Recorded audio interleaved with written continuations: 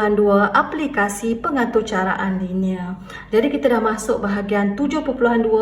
Okay, kita nak buat dalam menyelesaikan masalah yang melibatkan pengatur caraan linear secara graf.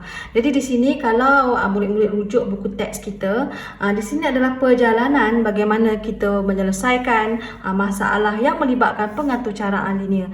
Yang pertama, kita kenal pasti kekangan yang wujud seperti yang kita buat pada 7.1.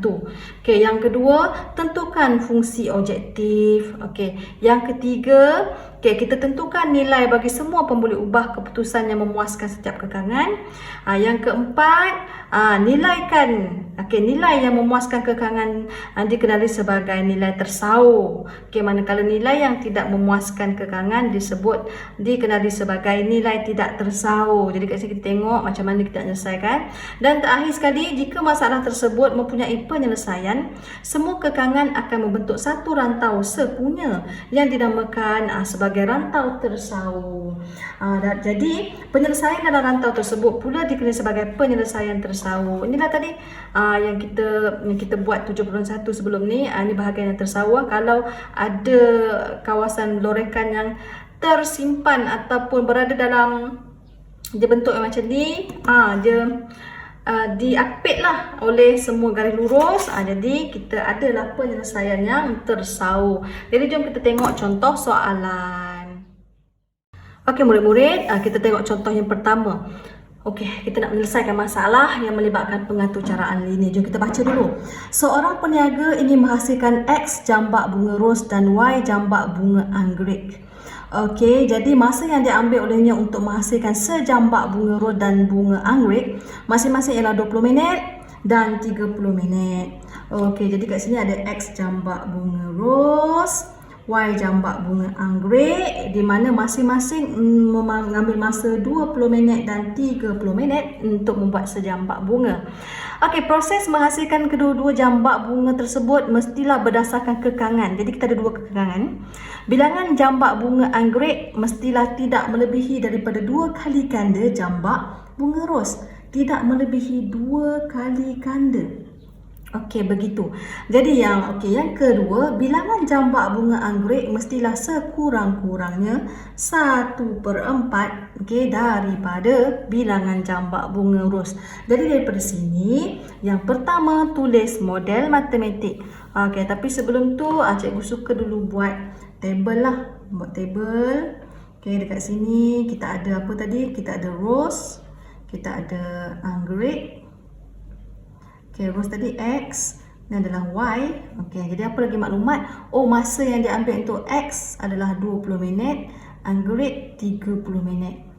Okey, jadi jom kita buat untuk A.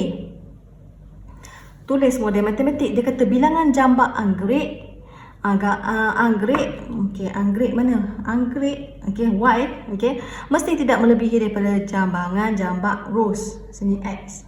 Jadi Y dulu. Jadi cikgu buat Y. Tidak lebih daripada.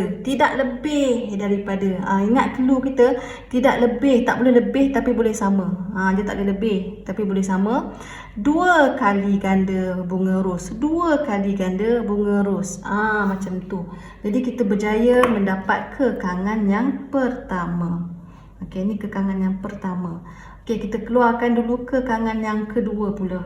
Okey, kekangan yang kedua, bilangan jambak anggrek mestilah sekurang-kurangnya. Anggrek mestilah sekurang-kurangnya. Sekurang-kurangnya adalah lebih besar atau sama dengan 1/4 daripada ros. 1/4 daripada ros. Begitu. Jadi kita berjayalah mendapat dua-dua kekangan. Okey. Tukarkan dua-dua kekangan kepada model matematik. Jom kita tengok B. Kekangan ketiga, mewakili. Kekangan ketiga diwakili oleh rantau berwarna merah. Yang dah siap dah ni. Rantau berwarna merah dah siap dah. Okey, dia lorek sebelah kiri. Okey, dia lorek di sebelah bawah graf. Okey. Diwakili penyediaan kedua-dua jambak bunga seperti yang ditunjukkan dalam gambar jadi sebelah. Tuliskan kekangan tersebut dalam perkataan. Okey, tuliskan kekangan tersebut dalam perkataan untuk B. Okey, B ni dalam bentuk perkataan. Okey, jadi kita cuba nak buat. Kita cuba selesaikan. Okey. kita buat garis lurus lah. Kita masukkan garis lurus di dalam ini untuk masukkan dua-dua garis lurus ni dalam graf kita. Jadi macam mana kita nak buat? Okey, macam mana kita buat? Okey, jadi cikgu buat dulu untuk kekangan yang pertama di sini. Okey, kekangan yang pertama. Okey, persamaan kita adalah Y sama dengan 2X. Dia macam persamaan garis lurus lah. Jadi kita nak buat dua graf kan? Nak cari dua titik untuk buat satu garisan. Sini X, sini Y. Jadi macam biasa cikgu suka letak X sama kosong. Bila X sama dengan kosong, jadi kita akan dapatlah Y sama dengan 2 darab kosong. Oh, kosong juga. Kosong, kosong. Jadi cikgu buat kat sini. Kosong, kosong. Okey, seterusnya cikgu nak guna apa? Kita boleh ambil X mana-mana di dalam sini. 10 ke, 20 ke, 30 ke, 40 ke, mana-mana. Jadi cikgu nak pilih 20 lah. Okey, cikgu pilih 20. Okey, bila X sama dengan 20, jadi Y sama dengan 2 darab 20, kita akan dapat 40. Jadi X 20, okey, cari betul-betul, sini 40. Okey, lepas itu, okey, kita gariskanlah. Tapi tengok lebih kecil atau sama dengan. Ada sama dengan, maksudnya kita punya garisan adalah garisan solid. Jadi cikgu gariskan. Okey. Bila dah gariskan, cikgu nyatakanlah ini sebenarnya graf Y lebih kecil sama dengan 2X. Okey, biar situ dulu. Okey, seterusnya. Cikgu cikgu buat pula garisan yang kedua sini. Okey, ini yang pertama Ini yang pertama tadi. Okey, ini yang pertama, letak sekejap. Okey, ataupun cikgu keluarkanlah. Okey, yang kedua, kekangan yang kedua. Kekangan yang kedua, Y sama dengan 1/4X. Jadi cikgu cari juga dua titik X dengan Y. Bila X sama dengan kosong, jadi Y sama dengan 1/4 darab kosong, jadi kosong. Kosong, kosong, masih sama kosong, kosong. Jadi cikgu nak pilih mana lah kat sini? Cikgu pilih 40 lah. Okey, bila X 40, bila X sama dengan 40, Y sama dengan 1/4 darab 40, kita akan dapat 10. 40, 10, sini.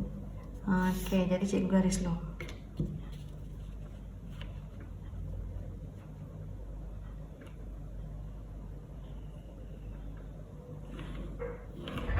Dan ini jadi cikgu labelkan lah.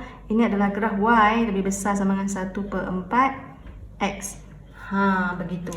Okey, jadi murid-murid di sini. Okey, jadi kekangan ketiga diwakili. Okey, tuliskan ke dalam. Okey, jadi sekarang murid-murid. Okey, jadi sekarang kita berjaya lah buat semuanya. Okey, jadi jumlah masa yang menghasilkan kedua-dua jambak bunga tersebut sekurang-kurangnya 2 jam. Okey, jadi di sini. Okey, murid-murid. Jadi kita berjaya masukkan graf yang kekangan pertama dan kekangan kedua. Okey, tetapi berdasarkan soalan B, dia suruh kita tuliskan kekangan yang pertama di sini yang memang sedia ada tu. Kita nak tahu apakah persamaan garis lurus dia. Okey, nak cari persamaan garis lurus dia kan? Okey, nak mencari persamaan garis lurus. Okey. Untuk B, untuk mencari persamaan garis lurus, kita kena tahulah mesti berdasarkan Y equal MX plus C. Y sama dengan MX plus C. Okey, jadi bila nak tahu kecerunan, kena ada dua koordinat kan? Jadi cikgu ambil koordinat yang pertama lah sini, titik kat sini. Jadi di mana bila X kosong, Y 60, cikgu ambil kat sini lah. Okey, bila X 40, Y kosong. Jadi kita cari kecerunan dulu, di mana Y 2 tolak Y 1. 60 tolak kosong per kosong tolak 40. Jadi kat sini cikgu dapat kecerunan negatif 3/2. Okey, lepas tu C adalah persilangan Y. Jadi dia bersilang pada 60. Jadi kita dapat C sama dengan 60. Okey, jadi di sini, kita berjaya mencari persamaan garis lurus. Di mana Y sama dengan negatif 3/2 X tambah 60. Jadi kalau nak dapat Kalau kita nak dalam bentuk yang tanpa pecahan, kita boleh darablah dengan 2. Darab dengan 2. Okey, kita darabkan dengan 2. Jadi kita akan dapat 2y negatif 3x tambah sama dengan negatif 3x tambah 120. Jadi sekarang kita nak tahu, ini sebenarnya garisan solid dan dia adalah dilorek di bawah. Okey, kita buat dulu susunan. 2y tambah 3x sama dengan 120. Sekarang sama dengan, tapi bila kita nak buat kekangan mesti ada ketaksamaan. Bila ada ketaksamaan, kita tengok dia solid, mesti ada tanda sama dengan. Dia lorek bawah. Bila lorek bawah, mestilah lebih kecil lorek bawah. Lepas tu garisan solid. Garisan solid lebih ada sama dengan 120. Jadi begitulah ia. Begitulah ia. Bagaimana kita nak mendapatkan persamaan itu tadi. Okey, seterusnya kita tengok soalan C1. Okey, C1. Bina dan lorekkan rantau R yang memenuhi ketiga-tiga kekangan menggunakan graf yang sama. Okey, rantau R. Jadi kat sini kamu tengok tahu. Okey, ini lebih kecil, memang dia lorek ke bawah. Semua lorek ke bawah. Bayangkan lorek ke bawah bergabung dengan lebih kecil 2x. Ini lorek bawah, sini pun lorek bawah. Sini kawasannya sini. Okey, nah ini naik atas lebih besar. Jadi bawah dan naik atas. Jadi kedudukan mereka adalah di sini rantau R kita. Rantau R kita. Bawah, atas, bawah. Jadi dia bersilang yang ketiga-tiga kita punya lorekan tu bersilang serentak pada sini. Jadi kita bolehlah lorekkan rantau R di sini. Okey. Jom kita tengok seterusnya. Seterusnya bilangan minimum jambak bunga anggrek. Bunga anggrek jika bilangan jambak bunga ros ialah 30. Jadi di sini kita boleh cari di graf kita. Kejap ya. Bilangan minimum jambak bunga anggrek bila bunga ros 30. Bunga ros ini 30. Putus-putus. Kita cari. Berapalah dekat sini kita dapat. Macam tu. Jadi kita bacalah di sini. Jadi kita dapatlah bilangannya adalah maaf saya cikgu tersilap. Ini salah tahu, ini salah. Ini salah ni, ini salah. Dia kata bilangan minimum jambak. Bunga ros bilangan minimum. Bilangan adalah bilangan adalah kedua punya persamaan. Bila kedua punya persamaan, ini kedua punya persamaan sampai garisan yang di sini je. Jadi di sini je. Jadi kita patah balik di sini.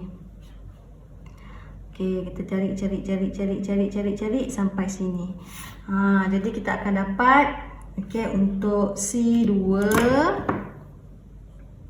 untuk C1, bila X sama dengan 30, dekat sini kita dapat Y sama dengan 7.5 berdasarkan graf. Berdasarkan graf. Jom kita tengok soalan yang ketiga, C2.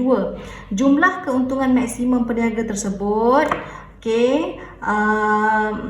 Jika keuntungan bagi setiap jambak bunga ros dan bunga anggrek ialah RM35, ini untung RM35 dan RM25. Jadi di sini C2 jumlah keuntungan maksimum. Keuntungan maksimum. Keuntungan maksimum adalah kita buat dulu fungsi objektif kita. Kita buat dulu fungsi objektif kita keuntungan maksimum. 35x tambahkan dengan 25y. Jadi ini kita punya fungsi objektif. Jadi kan cikgu ajar sebelum ni, kalau cara cikgu kat sini kosong-kosong. Jadi kosong-kosong tak perlu ambil lah, confirm kosong-kosong di K kita. Cikgu ambil kat sini persilangan yang di sini dan persilangan yang di sini. Jadi cikgu cari kita punya koordinat. Okey, koordinat kat sini cikgu akan dapat sini adalah 18:33. Persilangan di sini cikgu dapat berapa ya? Okey, cikgu dapat sini 30. Okey, cikgu dapat 34 dan 9. Jadi kita tak tahu yang mana satukah titik minimum ataupun titik maksimum. Titik mana yang memberi keuntungan yang maksimum atau minimum. Jadi cikgu letaklah kat sini. 18, 33 dan 34 dan 9. Jadi sini kita masukkanlah kita punya fungsi keuntungan sama dengan 35 darab X tambah 25 darab 33. Jadi kat sini kita akan dapat di sini cikgu akan dapat 630 tambah dengan 825. Okey, 1455.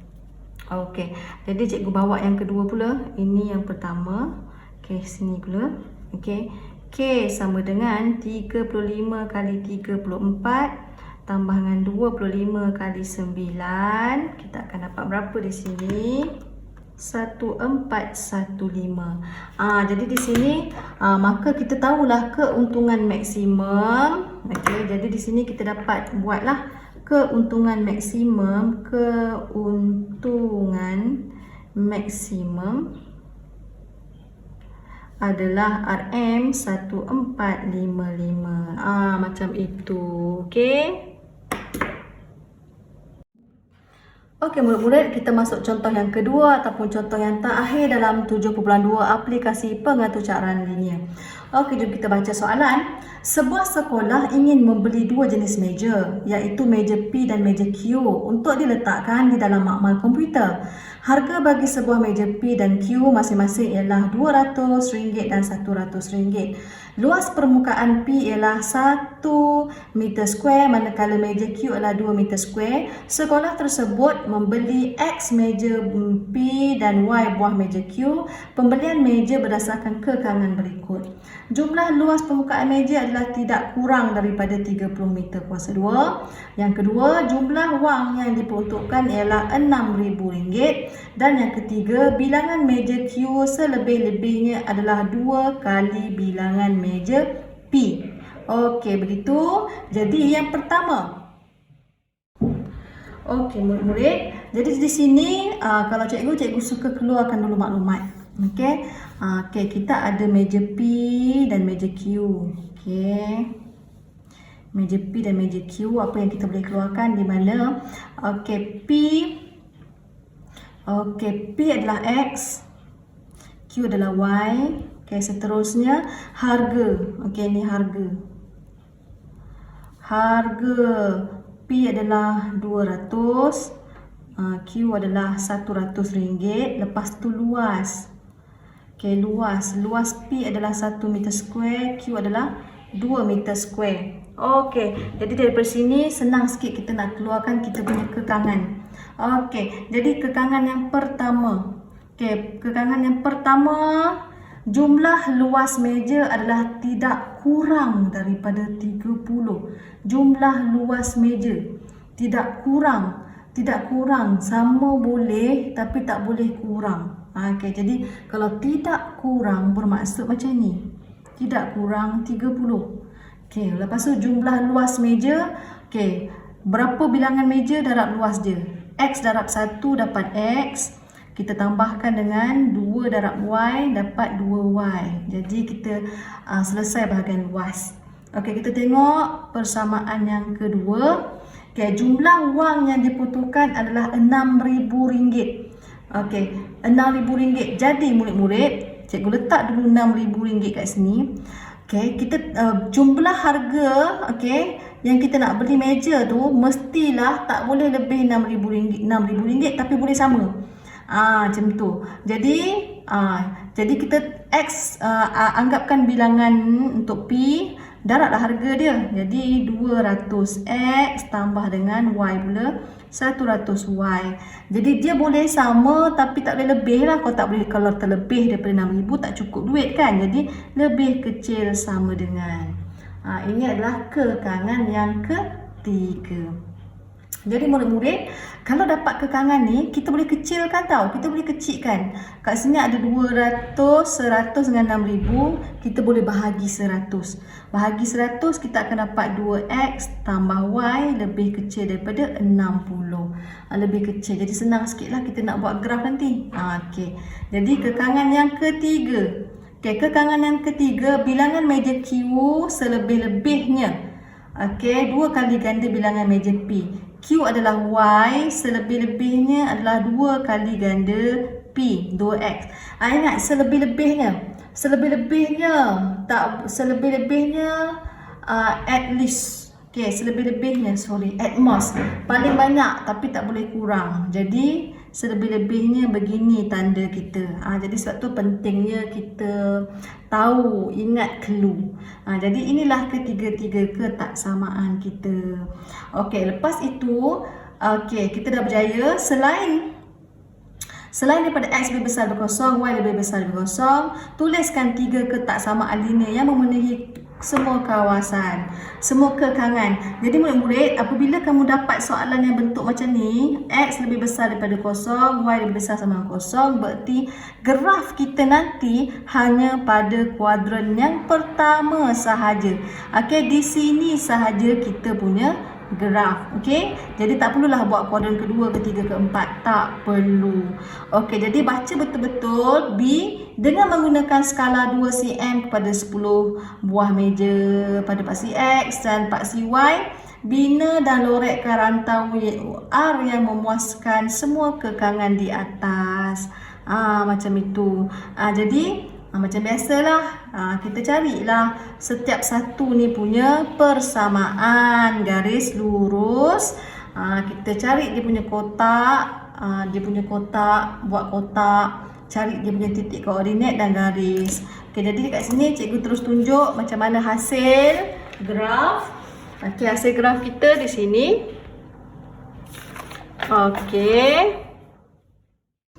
Okey murid-murid, inilah hasil kita punya graf lah. Nanti kamu lukis betul-betul lah graf kamu. Okey, jadi disebabkan yang kamu tengok tadi kan, dia lebih kecil, lebih besar. Berdasarkan ketiga-tiga kekangan tadi, kita dapatlah kawasan R rantau yang berlorek. Okey, jadi dengan sini berdasarkan graf, mesti berdasarkan graf. Yang dibina, cari julat bagi bilangan meja P. Jika bilangan meja Q yang dibeli ialah 10 buah. Bilangan. Bila bilangan kita tengok balik. Kita tengok balik yang tadi. Yang pertama ni berkaitan dengan luas. Yang kedua ni adalah wang. Harga. Yang ketiga ni adalah bilangan. Bila bilangan, kita fokus kepada Y sama dengan 2X. Y 2X. Mana graf dia? Ini. Y. Ini dia punya persamaan ya. Jadi soalan ni dia kata julat bagi meja P. P.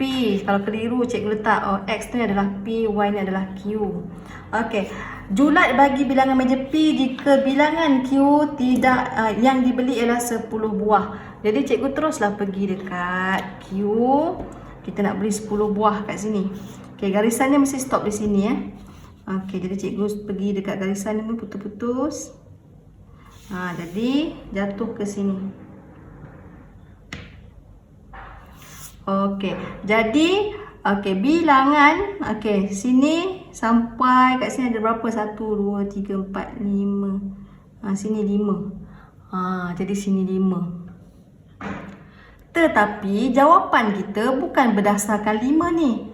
Sebenarnya jawapan kita mesti berdasarkan di dalam kawasan rantau R kita. Jadi kita teruskan lagi sampai sini. Jadi inilah kawasan rantau R kita. Dekat sini kamu nampak ada bersilang di sini. Cikgu turun bawah. Dekat sini persilangan pada garisan yang terakhir ni, cikgu turun bawah.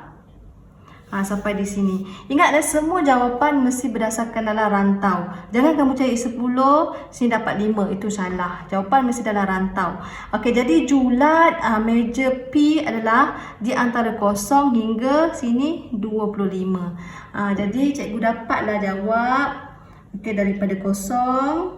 Okey, daripada 10 sama dengan sini kita punya X. Okey, kita dapat 25. Okey, ini julat kita. 10 lebih kecil daripada X, lebih kecil daripada 25. Macam tu ya. Okey, kita tengok untuk soalan yang C2. Okey, C2. Bilangan maksimum. Okey, bilangan maksimum murid yang boleh menggunakan meja tersebut pada masa tertentu jika sebuah meja P, okey, meja P dapat menampung 4 orang. P boleh menampung 4 orang dan Q boleh menampung 8 orang. Bilangan maksimum. Jadi kita tahu ini adalah X, ini adalah Y. Jadi kita kena buat fungsi objektif kita lah.